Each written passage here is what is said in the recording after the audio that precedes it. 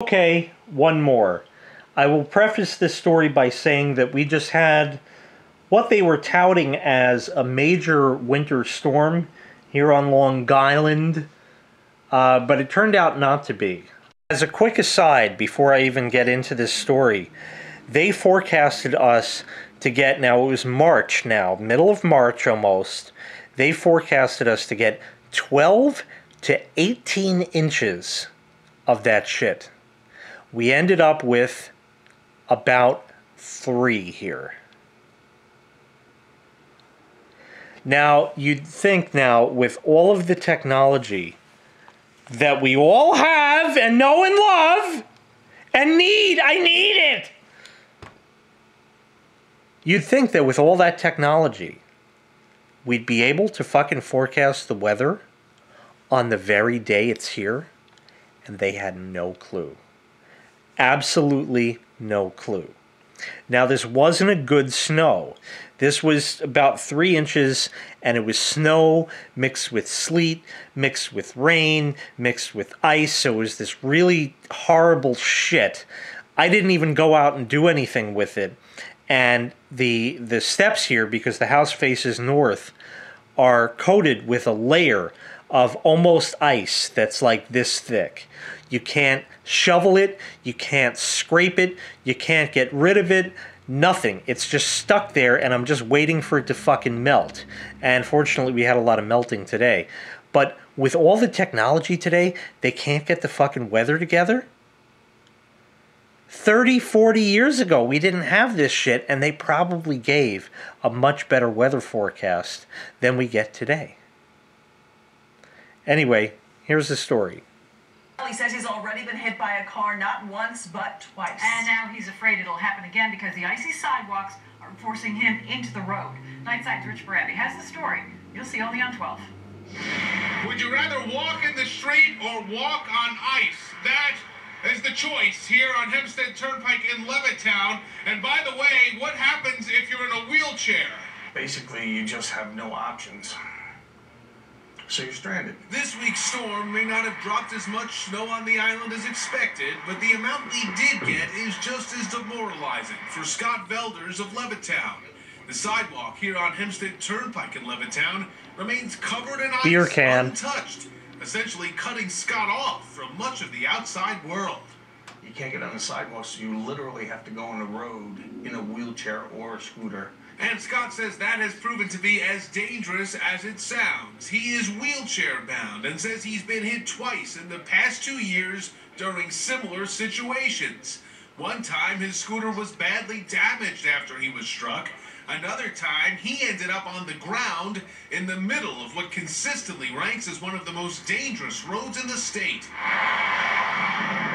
I got hit by a mirror of a truck going past, knocked me out of the wheelchair and on my face on the ground in front of me, and destroyed my wheelchair. Hempstead Turnpike is a state road, yet a spokesperson for the town of Hempstead tells us that sidewalk snow removal is actually a county responsibility along this stretch.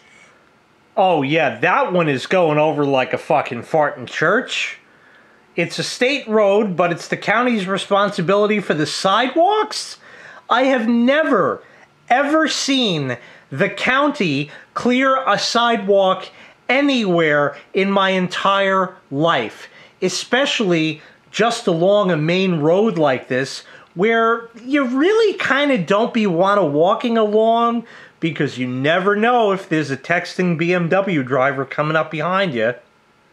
You know, they don't clear that, yet they fine homeowners who don't clear their property.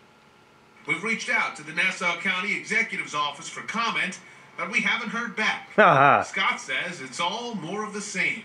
I've called the towns, the county, the assemblymen, all the politicians, all the local town people. Nobody cares. You're on your own. Good luck. Right. Meanwhile, Scott says regardless of what happens to this sidewalk, he'll be on the move, even if he knows he's taking a big risk. We're in Levittown. Rich Barabbi, News 12, Long Island. Now, the guy actually said it himself. He says you don't have any other options. You're stranded. Yep, that's right. You are. And that's just too fucking bad. I feel for the guy. He's in a wheelchair. Whatever happened that made him that way, or put him in that, if he had a disease or was in an accident or something, I understand that. When it snows, I don't even fucking leave the house. I essentially strand myself. I don't want to be out in this shit. I don't want to go down the roads. I don't want to fucking deal with it. The snow is evil. Doesn't make sense because it's white. It's supposed to be clean and pure and all this bullshit, you know. Yellow snow. Yeah. Environmental concerns. Yeah, you're stranded. Now, how about all these people that go out for their bread and milk? That's right. Go out for their bread and milk. Do you ever go to the store a couple days before a storm if you're blessed to be in one of these areas that get snow? The milk is sold out. You have a hard time finding fucking soy juice there. Yep. What about the bread section? Gone. Nothing. You'll be lucky to find a half squashed package of hamburger buns stuck in the back that expires in 2 days. It's like a fucking apocalypse. So this whole stranded shit is more or less a matter of poor planning.